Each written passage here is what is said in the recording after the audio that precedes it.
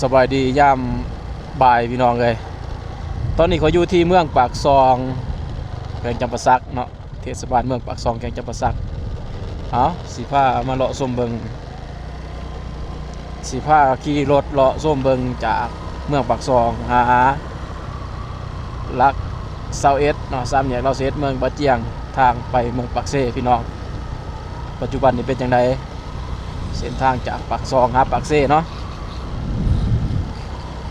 จุดนี้จะเป็น3 แยกเดี่ยวครัวจุดนี้จะเป็นลงไปยังก่อเกินลงไปทาแตงเนาะเสกองโอ้จุดนี้จะเป็นคิวรถเมล์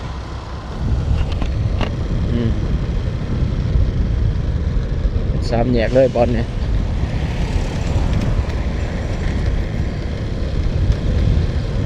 บรรยากาศเทศบาลเมืองปากซองแขวงจำปาสัก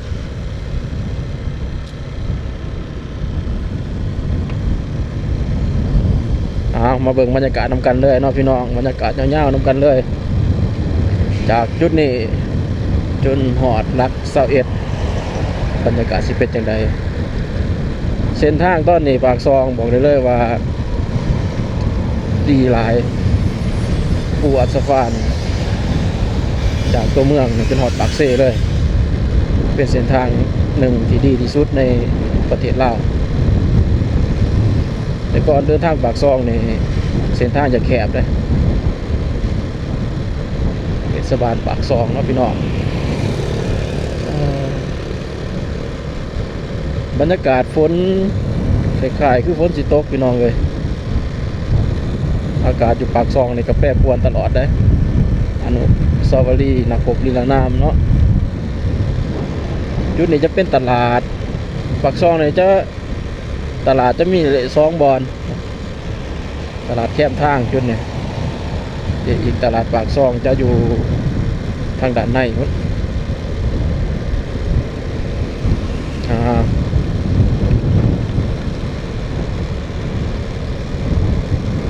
มันนี้ถือว่าขี่รถ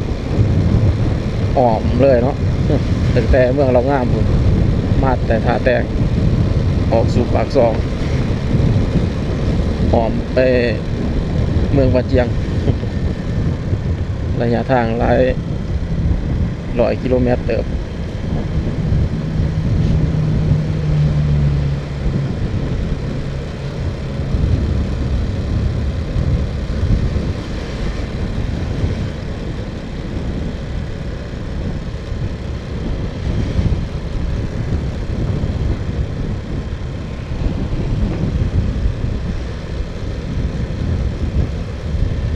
ปากซองพื้นแผ่นดินครับ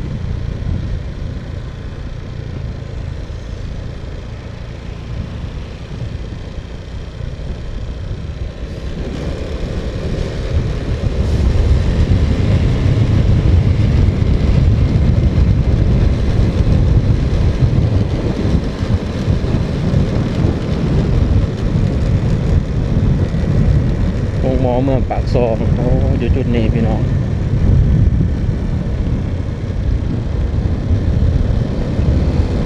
เส้นทางนี่ผู้อัสฟานนั่นนี่จุดสุดหมดเลย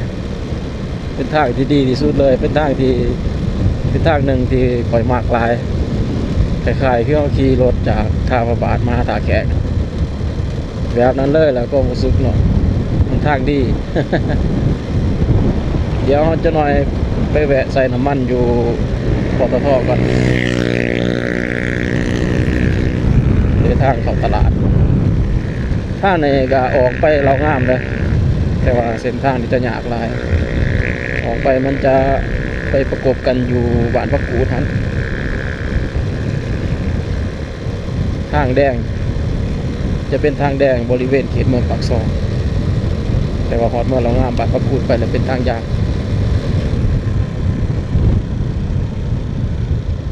รถคันนี้คือว่าออกมาไวนะเนาะบางอย่างคือเห็นอยู่สวนกาแฟอยู่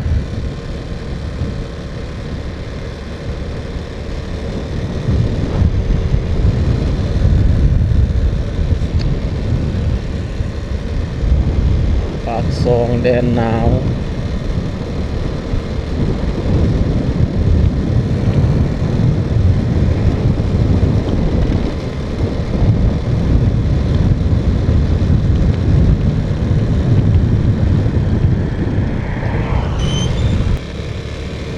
โอเคพี่น้องเดี๋ยวเราแวะใส่น้ำมันรถอยู่ปตทก่อน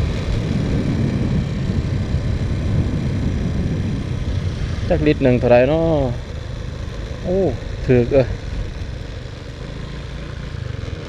แอดสั่ง34,50034,500เดี๋ยวใส่ประมาณ50,000ละพอละ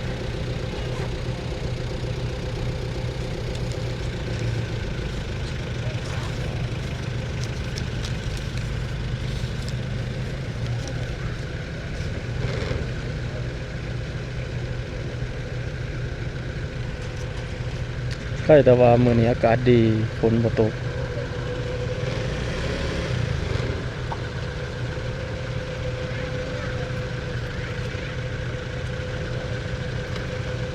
จุดนี้จะมี Amazon นำพี่น้องมี Amazon มี JDB Bank ธนาคารพัฒนามีจิบมีหารสะดวกซื้อจิบฟรี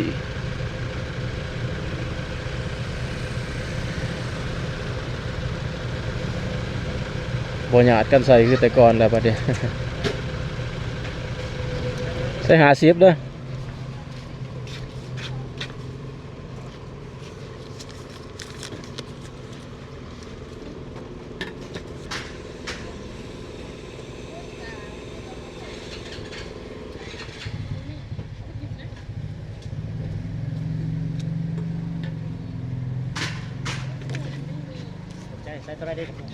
50,000ได้1.44 ลิตรเนาะโอเคได้อยู่ซั่น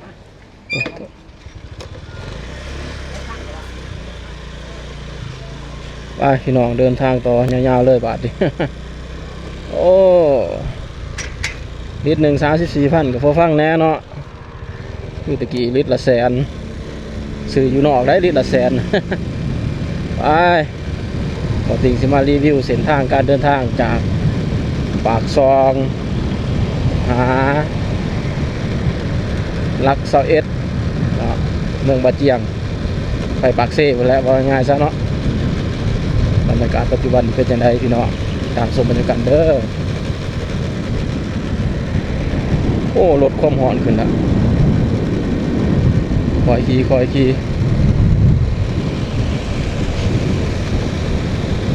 เส้นทางนี่เขาจะกายตาดฟ้านตาดเยื่องเนาะอยู่แคมทางเลยบริใกล้ได้พี่น้อง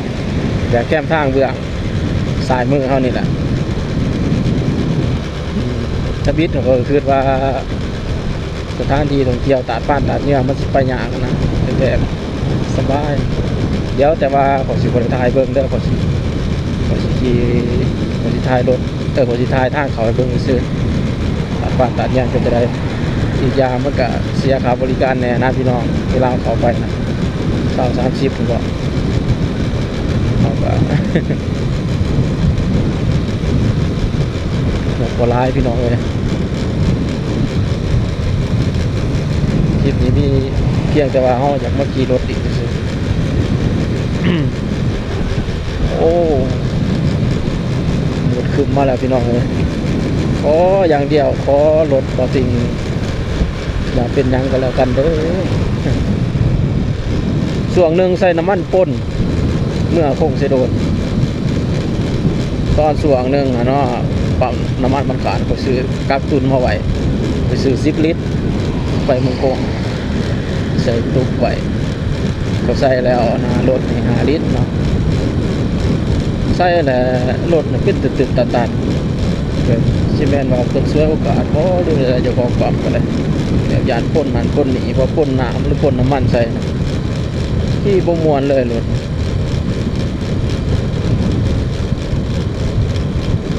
เมื่อโค้งสุดนั้นจะได้ถือน้ำมันไปนำ ยานบ่มีน้ำมันใส่เด้ครับเดี๋ยวนี้สบายแล้วเดี๋ยวนี้ บ่ต้องห่วงว่าน้ำมันสิเบิด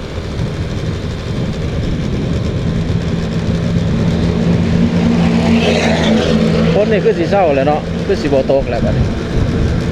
ตอนออกมาแต่รองามแถวเขตบ้านกกพุ่งโอ้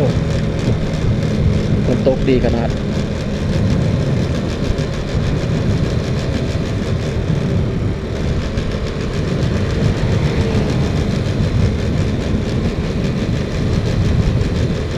สบายอยู่เวลาเอาขี่เมื่อนั้นเป็นลักษณะแบบลงคอยเลย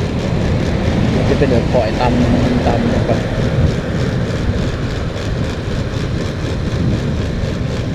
ความหอนขึ้นเลยรถ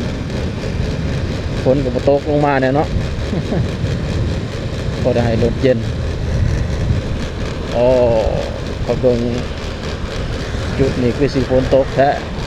มีมาแนวนี้นะ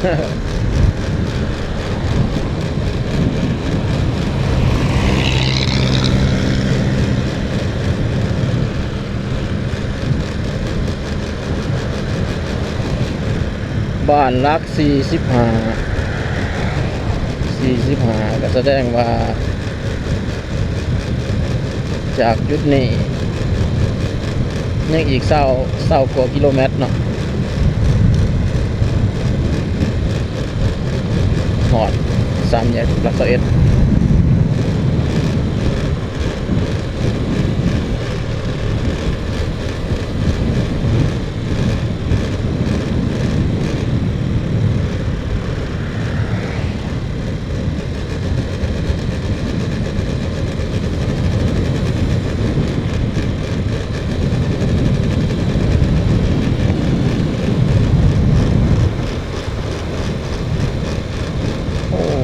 ทางอัสสฟาน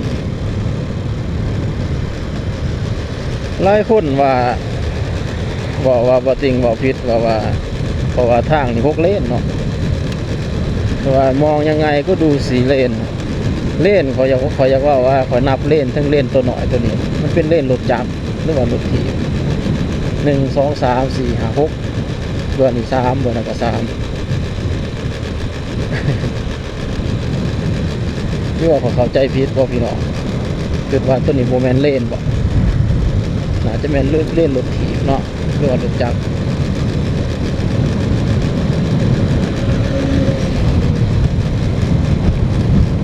ขายบัวหิมะแสบโอ้พี่น้องคนมีสีห้ำบ่ติงแท้ๆเนี่ยห้ำบ่เป็นยังบ่ยานเพราะว่าเตรียมพร้อมมาดี เรางามคนโต๊ะแห้งเดียวเนี่ยเห็นน้องชายเอาลงสตอรี่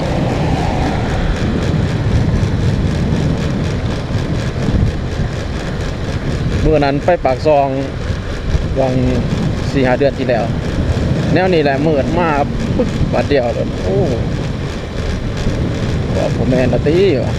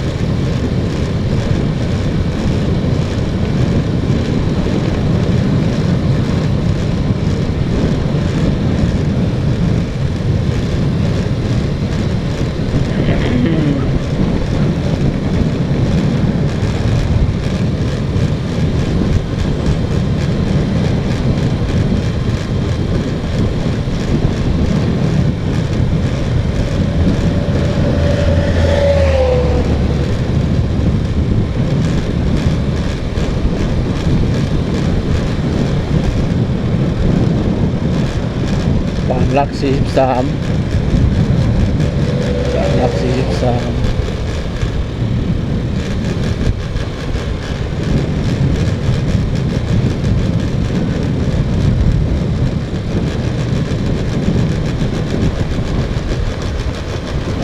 มืดครึ้มมาแห้งขนาด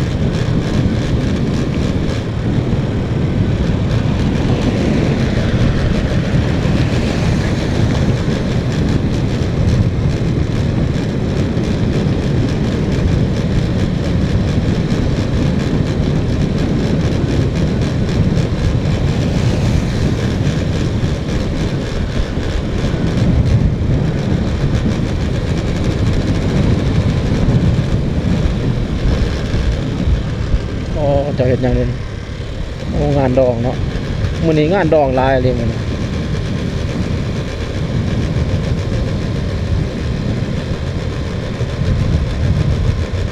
แดดออกแล้ว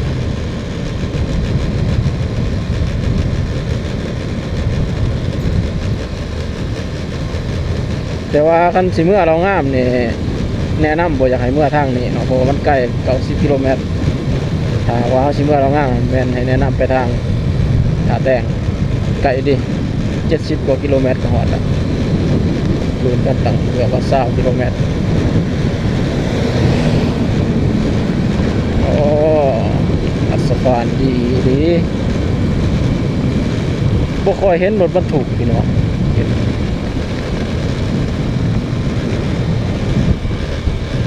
ทางเส้นนี้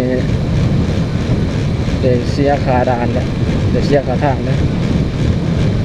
รวมเป็นของเอกชนบ่เห็นก็สั่นรถบรรทุกนักนี่ถ้าบรรทุกเกินนี่ก็จะปรับใหม่ก็ได้เรื่องนี้อยู่เนาะรถบรรทุกมีอยู่แต่บ่หลาย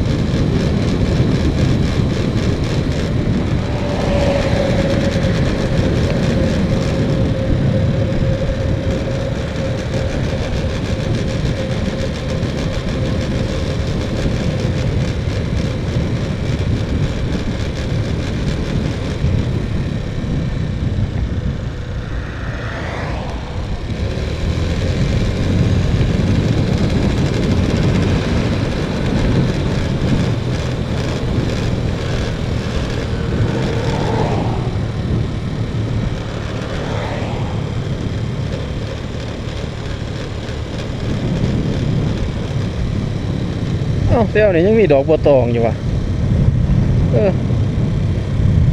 ดอกบัวตองยังบานเนาะแถม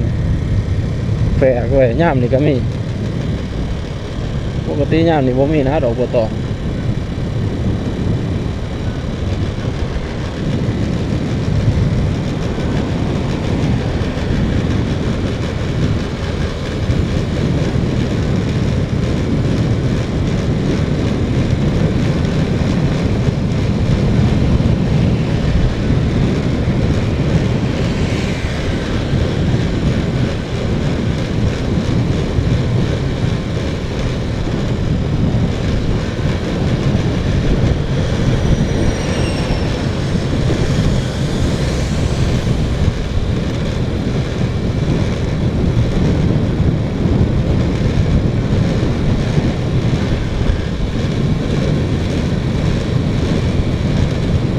หวานหลัก40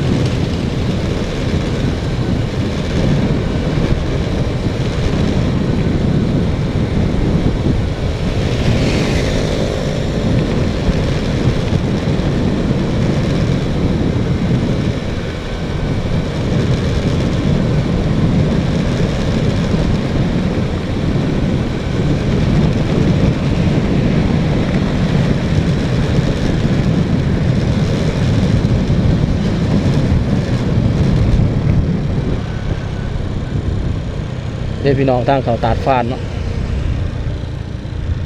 ตัดเนื่องทางเขาตัดเนื่อง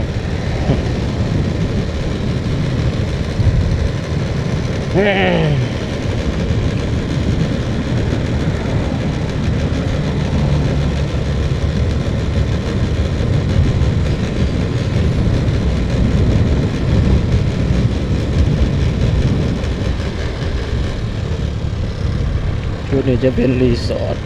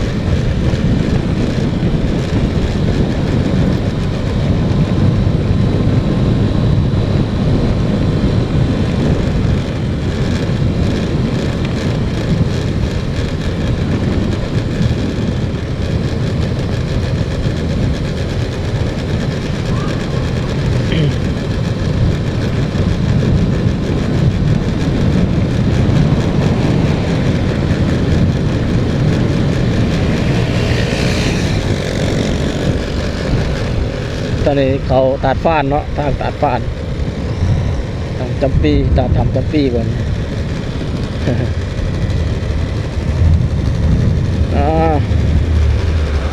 ไปยาวเลยพี่น้อง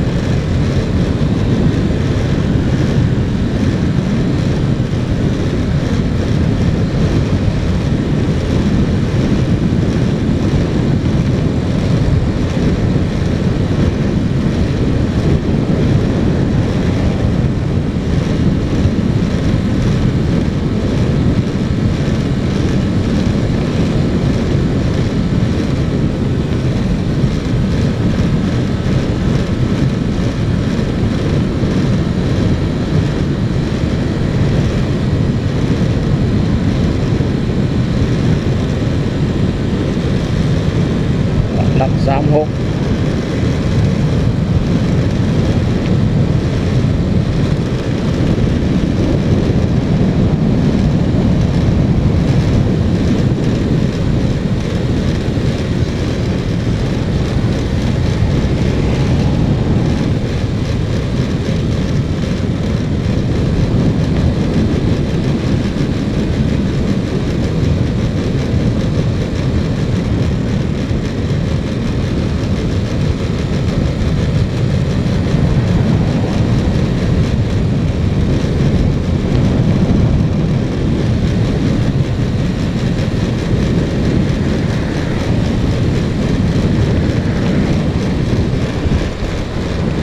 ยังอีก10 กว่ากิโลเมตรเนาะก็ฮอด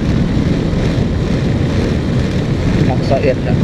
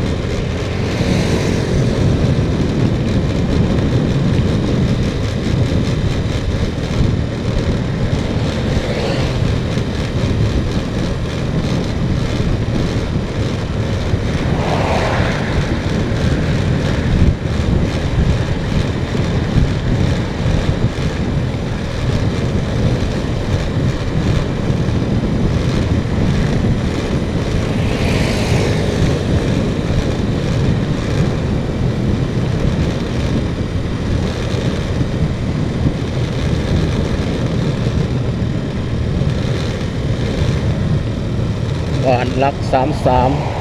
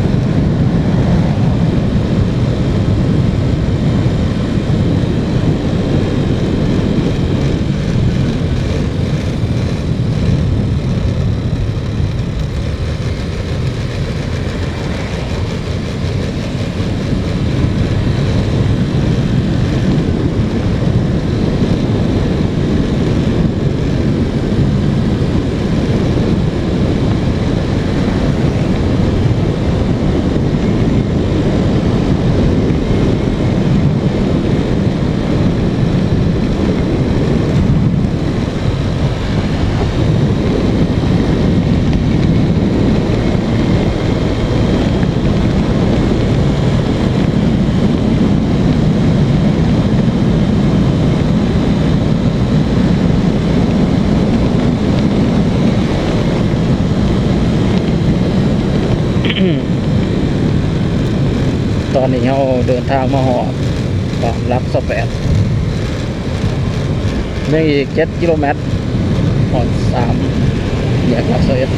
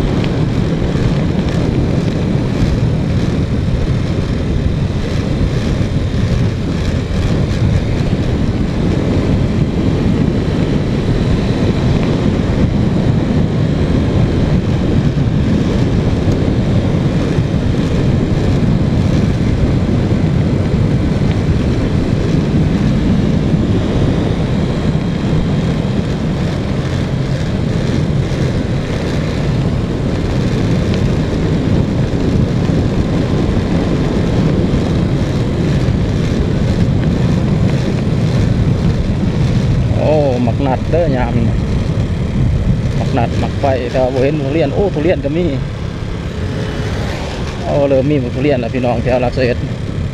แถวรักสะแปดนี่เนาะ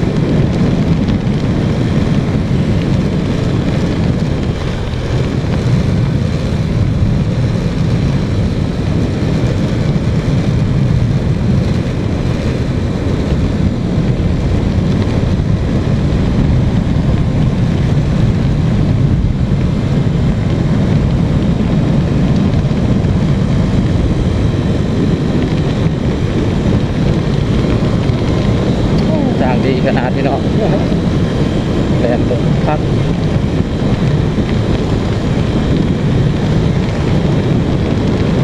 เดี๋ยวนี้บ้านก็จะใส่ตามหลักกิโลเมตรเลยเนาะบ้านหลัก25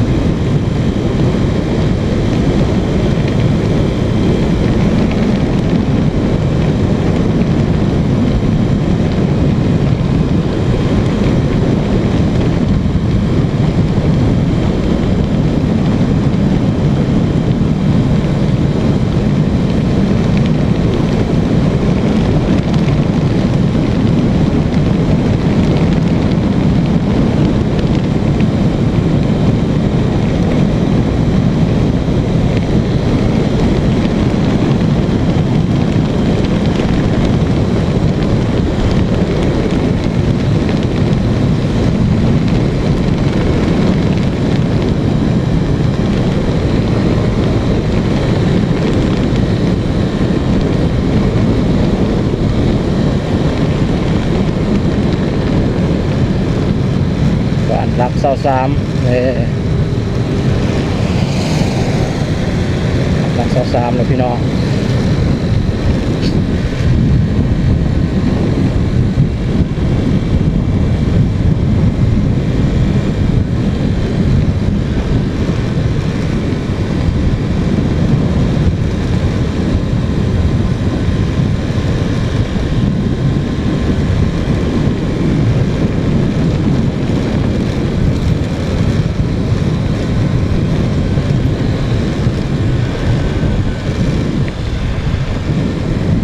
ยังอีก2กิโลเมตร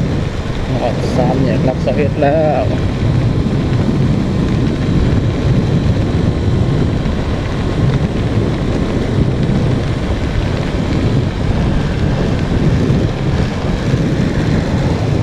หลัก22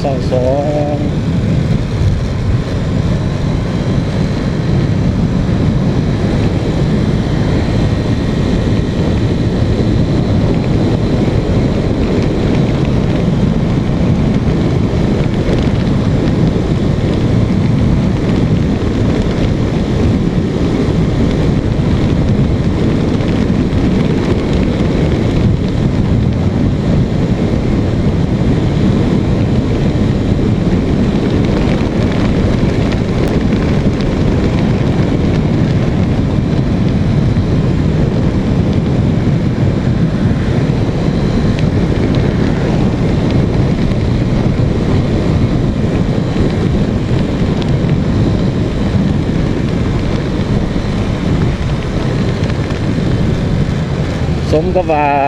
ปากซองนี่เป็นเมืองท่องเที่ยวเลยเนาะเพราะว่าเส้นทางก็เฮ็ดดีเข้ามาถ้าซั่นแล้วผู้ใดอยากเวลามาดินปากซองนี่ก็อยากมาอีกเลยเพราะว่าเดินทางปากซองหาปากเซ่นนี่ใช้เวลาบ่ถึง1ชั่วโมงก็ฮอดแล้ว50กิโลเมตรบ่ประมาณ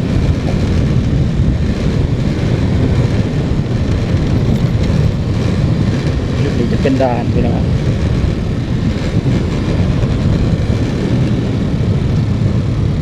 รถจักรไปฟรี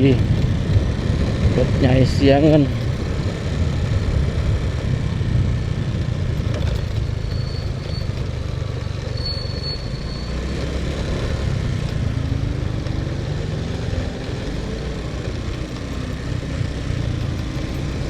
บ้านไว้แห่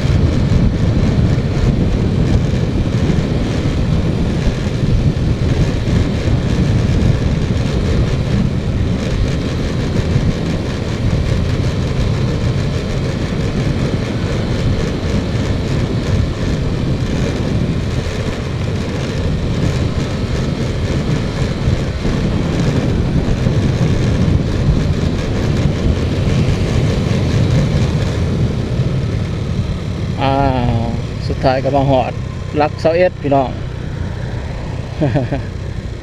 เอานี่คือภาพบรรยากาศเส้นทางจากเมืองปากซองหาหลัก21บ้านหลัก21เมืองบาดเจียงเจริญสุขเนาะสื่อตรงไปก็สิไปปากเซ่จากจุดนี้ก็20กว่ากิโลเมตรเนาะเอาเลี้ยวขวาเข้ามานี่ก็สิไปเมืองเหล่างามหรือว่าเข้าไปเมืองบาดเจียงพี่น้องเอ้ยเอาสำหรับคลิปนี้ก็บ่มีหยังหลายเด้อพามาเบิ่งบรรยากาศเส้นทางจากตัวเมืองปากซองหาหลัก21ให้เบิ่งเนาะขอบใจทุกท่านที่ติดตามชมเด้อขอการคลิปหน้ามื้อนี้ขอตัวไปก่อนสบายดี